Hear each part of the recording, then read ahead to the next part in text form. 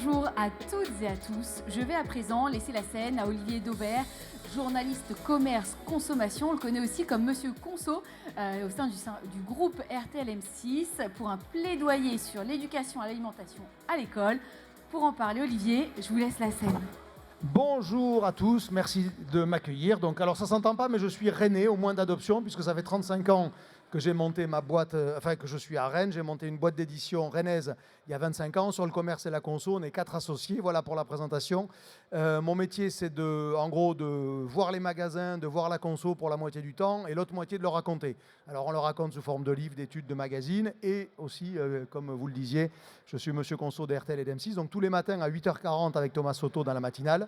Ensuite avec Courbet entre 10h et midi, et de temps en temps avec Courbet sur des primes sur M6 où on a développé deux concepts, un qui s'appelle À quel prix, prime ça veut dire 21h dans le monde de la télé, donc un qui s'appelle À quel prix, c'est le retour de combien ça coûte pour ceux qui se rappellent un peu de cette émission là il y a une vingtaine ou une trentaine d'années, et un autre concept qui s'appelle J'en connais en rayon, c'est un jeu, on en fait 3 à 4 par an, et c'est dans la grande série des quiz, vous savez, les quiz conso, les quiz logiques, les quiz musique, donc voilà, c'est un quiz conso. Tout ça pour vous dire que le sujet de la conso et du commerce, comme disait l'autre, c'était mon dada. Alors aujourd'hui, on m'a demandé de venir, et j'étais très heureux parce que je porte ce projet-là depuis très longtemps, d'évoquer le sujet de l'éducation à l'alimentation et d'en faire une partie intégrante, vous entendez bien, du programme scolaire à l'école. Alors cette idée, je dois avouer que je ne suis pas le seul à la partager, loin de là. Vous avez peut-être quelqu'un dont vous avez le nom en tête qui s'appelle Olivier Grégoire, qui a été ministre du Commerce et de la Conso il y a quelques années sous le quinquennat, je crois, Macron, et un et demi d'ailleurs, et qui a fait voter récemment à l'Assemblée nationale une proposition de loi sur le sujet de l'éducation à l'alimentation, c'est-à-dire le but étant petit à petit de se rapprocher d'un moment où ça sera un élément aussi intangible du programme scolaire que l'anglais, que les maths, que le français, que l'histoire, salut Serge, que la géographie, que toutes ces matières qu'on appelle des savoirs fondamentaux. Parce que quelque part, l'alimentation devrait être en théorie un savoir fondamental. Alors ce que je vous propose, c'est vous dire pourquoi je plaidoie, on va dire comme ça, je plaide pour être un peu plus français, pour l'inscription de l'éducation dans le programme scolaire, et ensuite, comment on pourrait s'y prendre, comment ça pourrait se mettre en œuvre, et essayer de voir à quelle échéance on peut espérer que ça le soit. La proposition de loi d'Olivier Grégoire, qui a été votée à l'unanimité, ce qui est assez rare, prévoit juste de commencer à titre expérimental dans des académies qui seraient volontaires, des établissements qui seraient volontaires. Ça veut dire qu'on est sur un long chemin avant que ça le soit demain mis en place au même titre que les maths et le français. C'est arrivé historiquement dans un groupe que je dirigeais à l'époque qui n'existe plus, qui s'appelle le think tank agroalimentaire des Échos, où on réfléchissait sur qu'est-ce qu'on pourrait faire de mieux dans la filière alimentaire.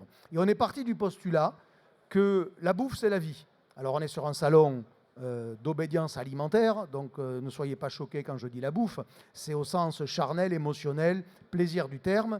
La bouffe, c'est la vie. Depuis que l'homme est sur Terre, il y a deux choses qu'il n'a pas cessé de faire, c'est bouffer et se reproduire. Et heureusement, parce que sinon, on ne serait pas là. Et donc, on est bien en train de parler, oui, j'aurais pu dire baiser, pardonnez-moi, bouffer, baiser, mais comme j'ai un peu de savoir-vivre, je dis se reproduire. Dans les faits, ces deux activités-là sont consubstantielles de la vie. Et si je suis un peu provoque, c'est beaucoup plus important de savoir manger que de savoir compter, parce que essayer de vivre sans compter, vous allez y arriver, enfin compter au sens premier du terme. Essayez de vivre sans manger, vous risquez de mal vous en sortir. Donc de manière un peu triviale, la bouffe c'est la vie. Il y a des façons plus ambitieuses intellectuellement de le démontrer. Regardez l'espérance de vie de l'homme, elle s'est accrue le jour où il est passé de cueilleur à chasseur. Pourquoi ? Parce qu'il a diversifié son alimentation. Et que le cueilleur, il mangeait que ce qu'il trouvait.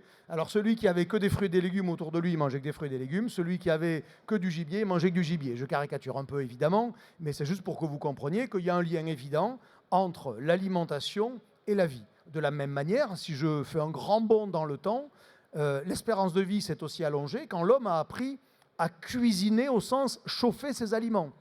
Chauffer, c'est quelque part, alors ça peut être stérilisé, pasteurisé, ensuite on a théorisé tout ça, mais c'est les rendre à la fois comestibles, parce que vous avez une partie des aliments qui ne sont pas comestibles quand ils ne sont pas cuisinés, quand ils ne sont pas cuits, et puis ça peut être cuit pour les conserver.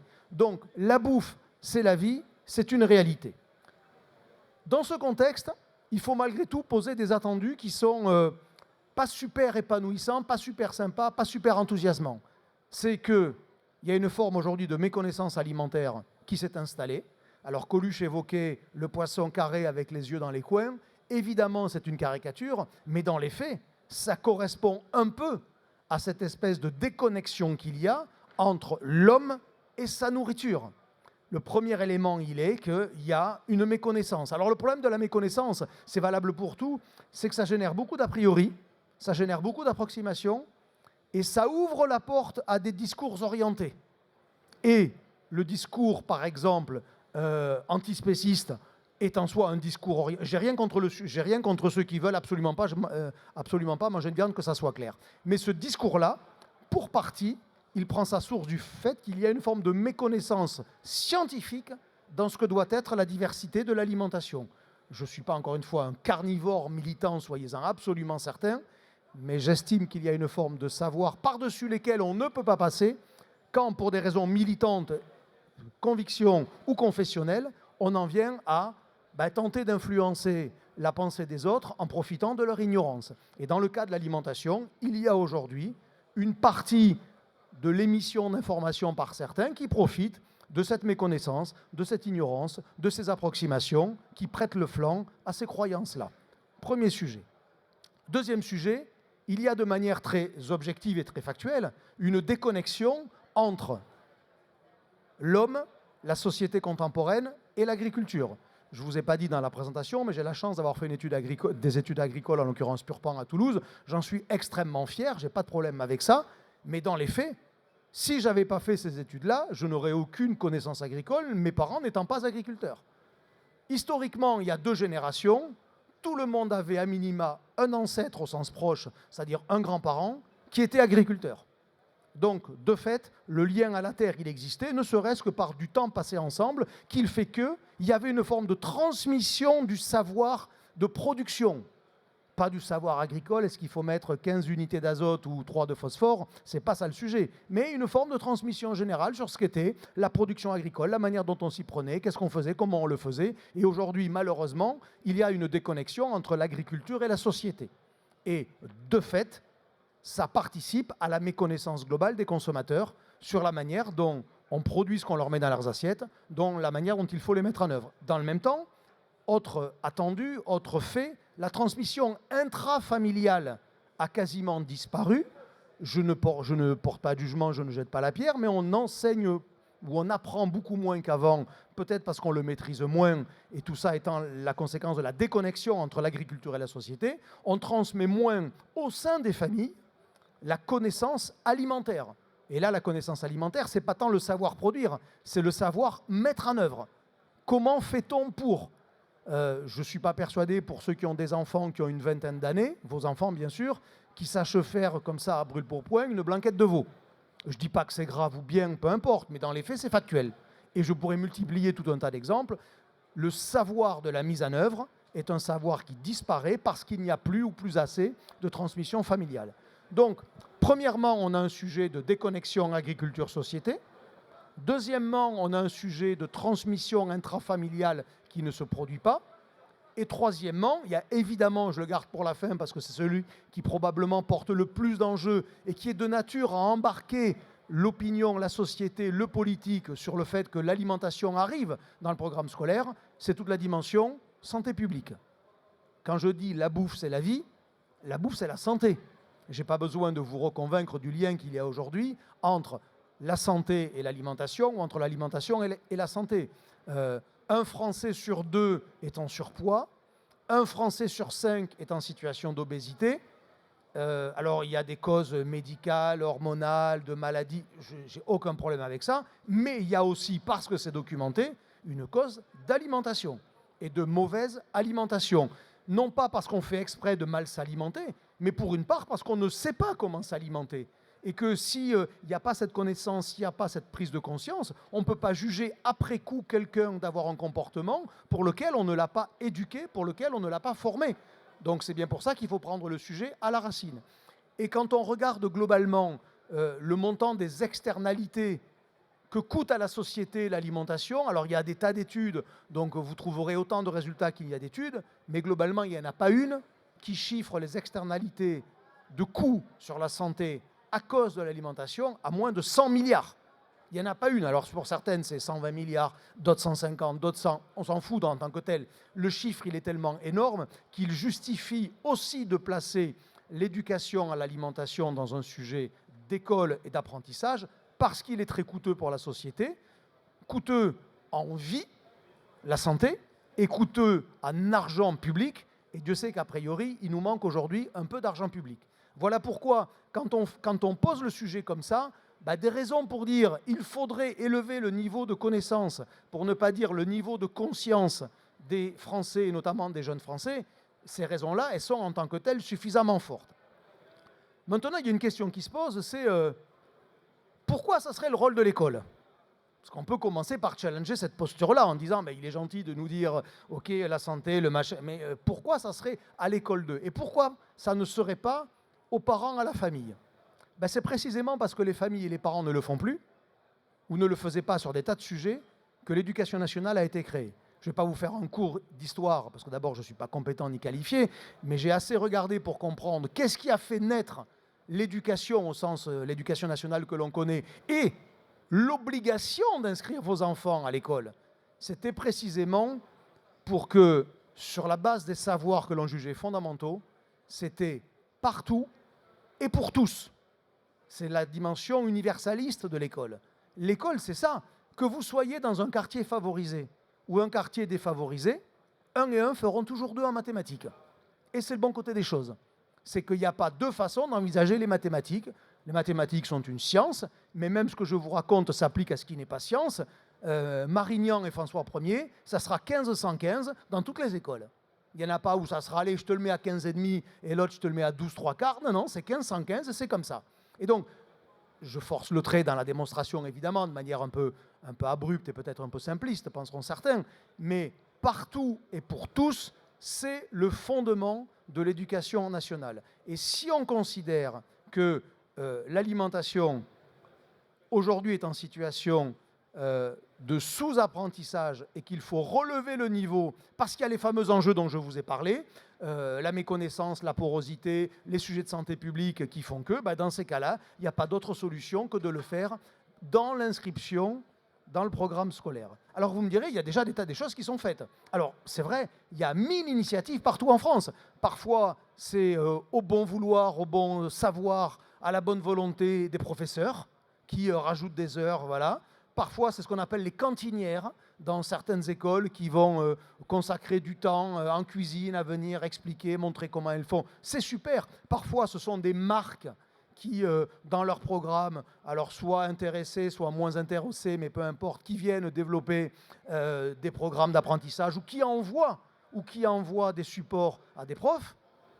Mais quand vous avez, et là vous allez me croire à charge, mais pas du tout, parce que je trouve que L214 est utile à la cause animale, parce qu'il montre des choses, mais quand vous voyez L214 qui envoie des documents pédagogiques à des profs, c'est non. Vous voyez, je n'ai pas de problème pour dire que quand ils montrent, ils sont utiles à la cause qu'ils défendent. Quand ils veulent orienter l'apprentissage des élèves, c'est non. Et c'est bien pour ça que si on ne l'inscrit pas dans le programme scolaire, comme il y a une certaine porosité par méconnaissance, alors ça va rentrer et sur des bases qui sont totalement contestables, non pas en termes de militantisme et de croyance, parce que chacun pense bien ce qu'il veut, mais de faits scientifiques avérés sur l'utilité ou non de toute forme de protéines, par exemple, bien dans ces cas-là, c'est une forme d'orientation de l'apprentissage, et très honnêtement, c'est déplorable, et il faut lutter contre ça, parce que c'est comme si, dans certains programmes, on venait dire, oui, mais 1 et 1, en fait, c'est pas toujours 2. Voilà, ça peut des fois être 2,2. Je t'explique pourquoi. Ben non, ça ne sera jamais 2,2.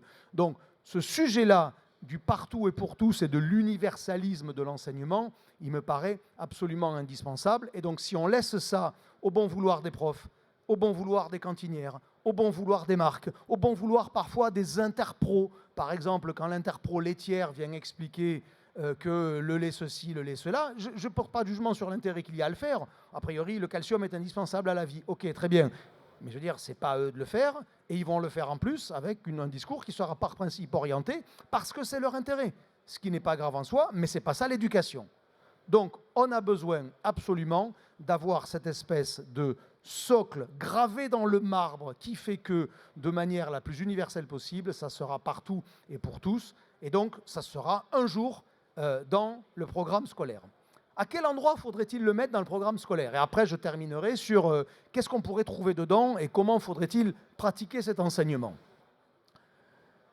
Il est avéré, je ne fais que répéter là ce que j'ai regardé parce que je ne suis pas compétent pour vous dire ce qu'il en est, mais il est avéré en gros que les habitudes de vie se prennent très très tôt dans le développement de l'enfant ou du jeune individu, on va l'appeler comme ça.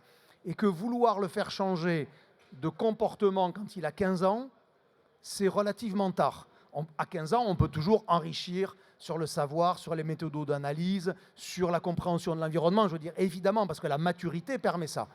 Mais sur des comportements aussi intimes ou simples, parce qu'on peut les voir de deux manières, que de s'alimenter, malheureusement, à 15 ans, c'est trop tard.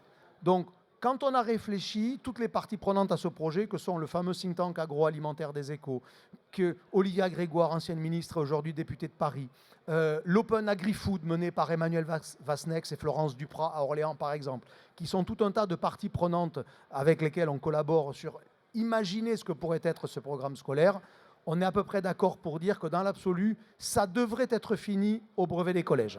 Ça veut dire qu'à ce moment-là, on sanctuarise, on sanctionne, on regarde ce qu'il en est, et dans l'absolu, comme il y a une épreuve de français, une épreuve de mathématiques, il y aurait une épreuve d'éducation à l'alimentation qui acte que le savoir minimal est atteint. Parce que je vous rappelle que le brevet des collèges, c'est juste pour ça. Hein. C'est est-ce que le minimum pour vivre en société en n'étant pas totalement largué parce qu'on sait lire, on sait compter, on sait un peu réfléchir sur 2-3 sujets et donc on peut se comporter en société, eh bien à ce moment-là, ça sera terminé pour l'éducation à l'alimentation et que ça démarre en fait à la petite école et que ça va jusqu'à la classe de 3e et que c'est sanctionné par cette épreuve qui s'appelle le brevet des collèges.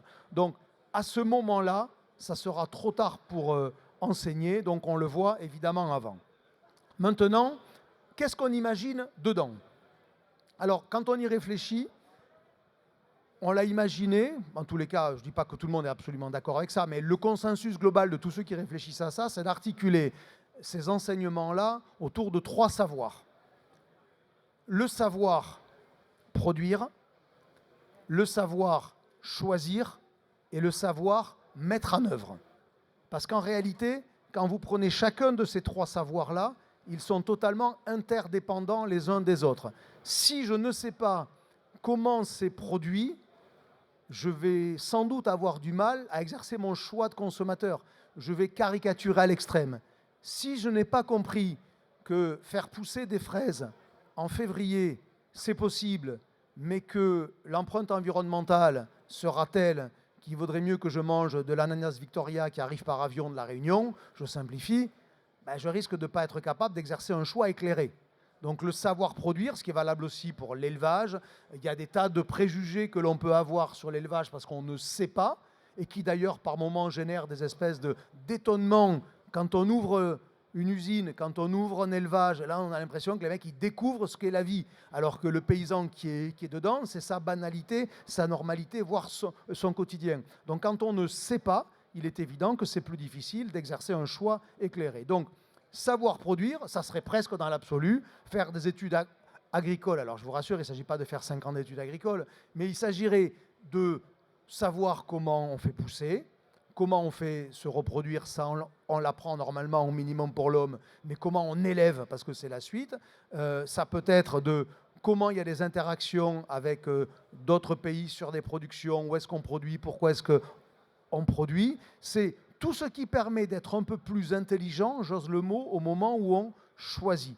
Et ça, pour le coup, c'est quelque chose qui est très loin aujourd'hui du citoyen qui ne sait pas comment est-ce que l'on produit. Ça pourrait se matérialiser, par exemple, de la même manière qu'il y a un stage en 3e dans une entreprise. Je pense que pour ceux qui ont des enfants, vous y êtes tous passés pour trouver le stage ou aider votre enfant à trouver le stage. D'une manière générale, je pense que personne ne peut dire que ce stage a servi à rien pour son enfant.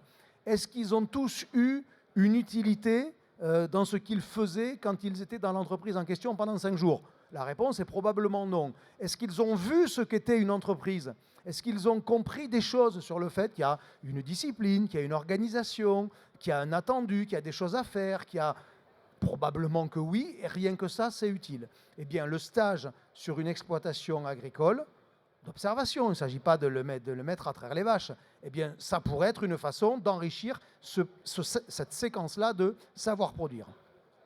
Deuxième élément, savoir choisir. Le savoir choisir, il a deux incidences positives. Quand je sais choisir, je peux mieux prendre à bras le corps mon rôle de citoyen consommateur, qui doit être un acteur aujourd'hui de la souveraineté alimentaire. On veut tous être souverains en alimentaire, mais par contre, on laisse le client dans l'ignorance totale quand il choisit, quand il achète, d'où ça vient, comment il... Ben, si on lui donne les éléments de compréhension des conséquences de son acte, il peut devenir un élément de cette souveraineté. Ça veut dire que, par exemple, et il y a des tas de consommateurs qui ne le savent pas, quand ils voient dans une barquette de poulet origine UE, qu'ils ne se trompent pas, même si l'UE est dans la France, le poulet n'est pas français. C'est aussi pour ça qu'en parallèle, je me bats pour l'obligation d'affichage de l'origine, mais c'est un autre sujet, ce n'est pas le sujet du jour. Mais quand on permet à quelqu'un de choisir en toute connaissance de cause, alors eh ben, il fait un choix qui est là aussi plus éclairé. Et donc si on veut que le consommateur soit acteur de la souveraineté alimentaire, acteur de sa santé publique, il faut qu'on l'aide à choisir. Et il ne faut pas qu'on soit dans le jugement moral comme on l'est souvent avec l'alimentation. Manger 5 fruits et légumes par jour. C'est vindicatif, c'est une forme d'incantation, c'est un peu moral. Non, je t'explique pourquoi. Et après, tu fais ce que tu veux. Tu fais ce que tu veux. Les adultes que ces enfants deviendront doivent être outillés pour choisir en toute connaissance de cause et ils feront bien ce qu'ils veulent. Moi, je ne mets jamais de jugement moral dans la conso. Je veux juste que celui qui exerce son action de consommateur le fasse le plus éclairé possible. Donc, savoir choisir, c'est la saisonnalité, c'est à quel moment je fais ça, quand j'achète ça, qu'est-ce que ça veut dire, y compris pour quand j'achète par exemple un poulet label rouge, c'est quoi la différence avec un poulet qui n'est pas label rouge? Alors évidemment, s'il y a des pros de la filière volaille ici, je n'ai pas besoin de vous l'expliquer, allez demander à un consommateur ordinaire, c'est quoi la différence entre ce poulet et celui-là? Moi qui suis gersois, même les gersois qui n'ont pas appris le truc, ils ne le savent pas. Pourtant, on est né au milieu des poulets. Ah ben, je suis désolé, mais si vous ne le savez pas, vous ne le savez pas et vous ne pouvez pas faire un choix qui intègre ce sujet-là. Si vous savez par exemple que le poulet il a vécu 2 fois plus longtemps, qu'il a mangé que des céréales, qu'il a eu un accès en plein air, voire dans les Landes par exemple, en liberté, ben, vous pouvez vous dire, ah, ça le vaut peut-être, oui, 50% de plus, ou pas, ou pas. Chacun fera bien ce qu'il veut et ce qu'il peut, mais chacun le fera en toute connaissance de cause. Je reviens toujours à ce sujet-là. Donc, savoir produire, savoir choisir et savoir mettre en œuvre. On ne peut pas reprocher aujourd'hui à un consommateur de se jeter sur des aliments ultra transformés s'il ne sait pas quoi faire, s'il voit un navet, 2 choux-fleurs et une saucisse dans sa cuisine. Qu'est-ce que vous voulez lui reprocher s'il ne sait pas quoi en faire? On ne peut pas reprocher à quelqu'un qui ne sait pas de ne pas faire. Par contre, on peut se reprocher de ne pas lui expliquer quoi faire. Parce qu'à ce moment-là, s'il sait, il pourra avoir une action qui sera différente que d'aller acheter des plats cuisinés autant qu'il le peut. Alors, je n'ai rien contre l'industrie agroalimentaire, je constate juste factuellement qu'on considère que l'on consomme trop de calories ultra transformées. Ce n'est pas moi qui le dis, c'est la science et la médecine nutritionnelle. Donc, si on consomme trop d'aliments ultra transformés, il faut donc qu'on en consomme moins.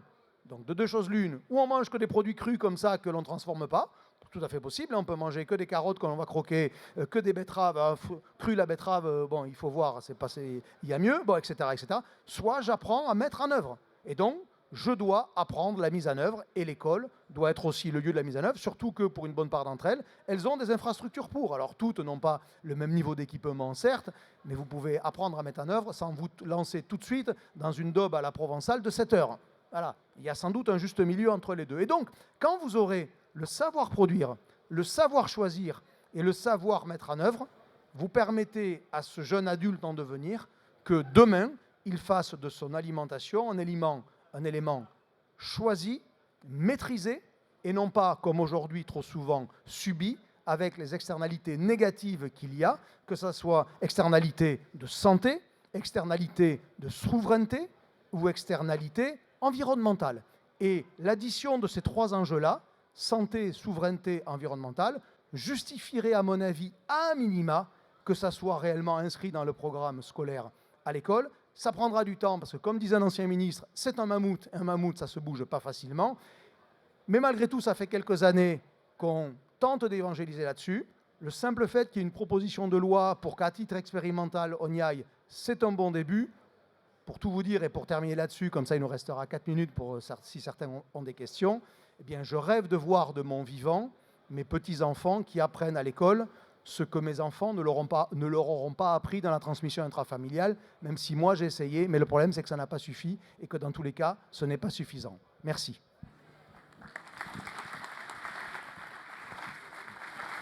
Merci Olivier. Regarde le temps, il reste 4 minutes. Hein. Moi, tu sais, j'avais peut-être une petite question. Ah mais vas-y, je t'en prie. Celle-là, elle est offerte, c'est les autres qui sont payantes. Est-ce que les IA génératives, elles peuvent aider à avoir un rôle? Tu vois, typiquement, tu as dit, si j'ai un navet de chou-fleur et une saucisse, qu'est-ce que je fais? Bah, tu vois, le temps d'arriver sur scène, j'ai tapé à GPT, qu'est-ce que je peux cuisiner? Ah ouais, mais non, attends. Ah bah oui, mais si je sais pas, tu m'as dit, si je ne sais pas quoi faire, moi je ne savais pas quoi faire, non, mais j'entends, je force le trait volontairement.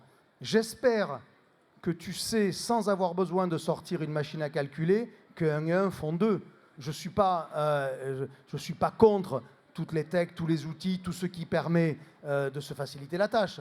Mais sur le socle d'un savoir fondamental qui est quand même suffisamment élevé pour pas te demander ce que tu fais avec un navet et une saucisse. Parce que là, franchement... Ah, mais ça peut quand même, tu vois, regarde, oui, première proposition, bien sûr. poêlée de légumes, ça c'est sûr, je suis d'accord, c'est du niveau 1 + 1 = 2.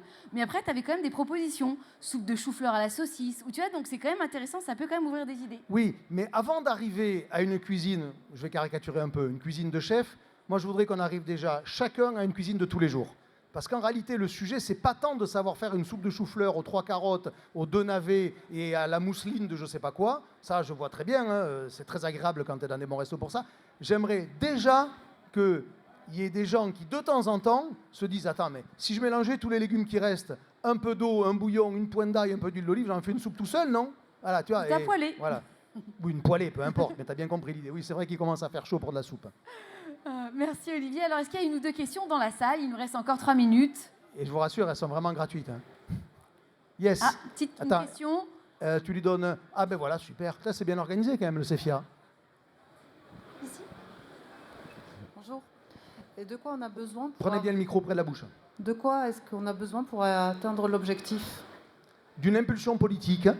Et on rêve, en tous les cas, avec quelques promoteurs et le fait qu'Olivia Grégoire ait porté le sujet, ce qui est une bonne nouvelle, que ça puisse être une forme d'engagement de campagne électorale.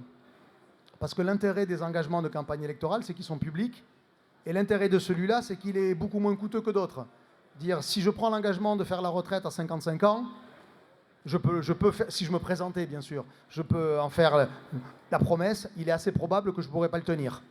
Prendre l'engagement ou la promesse de dire j'inscris l'éducation à l'alimentation dans le programme scolaire, bon, c'est plus facile à atteindre comme objectif que la retraite à 55 ans, tu vois. Donc moi je rêve de ça, qu'on arrive dans les mois qui viennent à installer ce sujet dans le débat public de la même manière que l'obligation de l'affichage de l'origine. Hein, c'est pareil, hein, j'ai deux, trois trucs un peu qui m'animent matin, midi et soir. Et donc je rêve de ça, parce qu'en réalité, on a besoin maintenant du temps politique. Parce que c'est de la politique, hein. Le ministre de l'Éducation nationale, c'est un politique. Le recteur, lui, fait qu'appliquer ce qu'on lui a dit en haut. Le seul mec éventuellement qui est entre les deux, c'est ce qu'on appelle le directeur général de l'Éducation nationale, qui est une espèce d'intermédiaire entre politique et puis technocrate, on va les appeler comme ça. Mais en tant que tel, s'il ne reçoit pas un gros coup de massue d'en haut en disant « il faut », bon, on est sur un sujet où il va faire des malheureux. Parce que pour rentrer une matière, il faut en sortir une autre, ou il faut faire des arbitrages horaires. Donc c'est là où, si tu n'as pas l'impulsion politique, tu n'y arrives pas. Une question ici.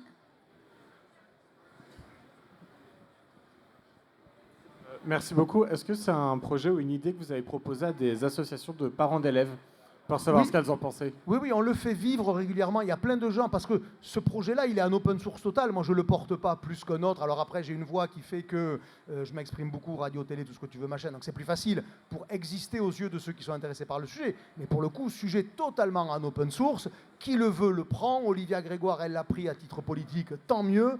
Donc oui, on l'a présenté dans des tas de situations. Globalement, on ne reçoit pas de mauvais échos quand même. Hein. Si, je ne dis pas que 100% des gens qui écoutent se disent « waouh », mais la contestation sur le sujet, elle est quand même très rare. Bah, Parce que c'est un peu du bon sens quand même. Hein. De mauvais échos, non, mais pour y avoir des parents d'élèves, c'est pas l'école de se plaît de ça, j'éduque mes enfants comme je veux. Vous avez dit la vie, c'est manger et se reproduire. On voit les débats autour de la vie sexuelle et affective. Ok. Il pourrait y avoir les mêmes débats autour de l'éducation et l'alimentation. Bien sûr, c'est bien pour ça que j'ai commencé par dire apprendre à se nourrir, c'est comme les mathématiques. Hein. Moi, les mathématiques, le mec qui vient m'expliquer dans une famille parce qu'il a des convictions que 1 et 2 chez lui, ça fait 3, il n'aura pas mon respect. Voilà. Parce qu'à un moment donné, il faut quand même être... Alors, je ne suis pas un politique, donc je peux me permettre d'être saillant, dur et par moments peut-être offensant. Je m'en fous totalement. Mais le mec qui vient m'expliquer que lui, dans sa vision de la vie, 1 et 1, ça ne fait pas 2. Non, attends, je veux dire, la discussion s'arrête là. Hein. Merci. On peut reprendre une dernière question. Allez, Bonjour. vas-y. Bonjour, merci. Il me semble qu'il y a une loi qui dit que dans l'éducation et dans les cantines scolaires, il doit y avoir 20% d'alimentation bio. Oui, c'est Egalim, ouais. Egalim, tout à fait. Est-ce que le début, ce ne serait pas de commencer par faire appliquer cette loi qui n'est pas du tout appliquée? Aujourd'hui, je crois qu'on est à 6%. Non, à oui, peu bien près. sûr. Oh, elle est pas... Non, non, alors, je vois totalement l'ambition. Bon, mais non, pour moi, c'est... Il faut qu'on soit dans une logique de rupture avec tout ce qu'on a fait. Là, mettre 20% de bio, c'est une très bonne idée pour la santé, pour... Ok, mais tu fais pas des acteurs, tu fais des passifs, tu leur remplis leur assiette mieux qu'avant. Moi, je veux que les mecs, ils apprennent à remplir leur assiette eux-mêmes. C'est la parabole du pêcheur. C'est soit tu donnes un poisson à un mec qui a faim, soit tu lui apprends à pêcher. Il y a l'une des deux situations où tu solutionnes plus le dossier et le problème pour le temps long. Donc ça ne veut pas dire que je suis contre les 20%, qu'on s'entende bien, c'est pas ça le sujet. Mais pour moi, c'est pas du tout ça l'enjeu. Ça serait bien qu'une loi soit appliquée par principe, ça je suis d'accord avec toi, mais dans les faits, à mes yeux, c'est pas le sujet. Bon, il faut qu'on respecte le voilà. Et je fais de la pub parce qu'il y a un mec que j'adore, il s'appelle Lucien Georgelin. Il fait les meilleures confitures du monde. Voilà, et je l'adore et il est là. Donc voilà, si vous savez pas quoi mettre, voilà, Lucien Georgelin. Je donne pas son âge, mais le mec, il touille encore de la compote matin, midi et soir. Il faudrait qu'il vienne l'expliquer à mes enfants. Un grand merci, Allez, merci. Olivier. Merci beaucoup, on peut l'applaudir. On se retrouve dans 15 minutes pour parler d'IA et de robotique, l'humain augmenté. Est-ce que c'est un mythe? Est-ce que c'est une réalité? Dans 15 minutes, 15h45, on se retrouve ici à l'Agora.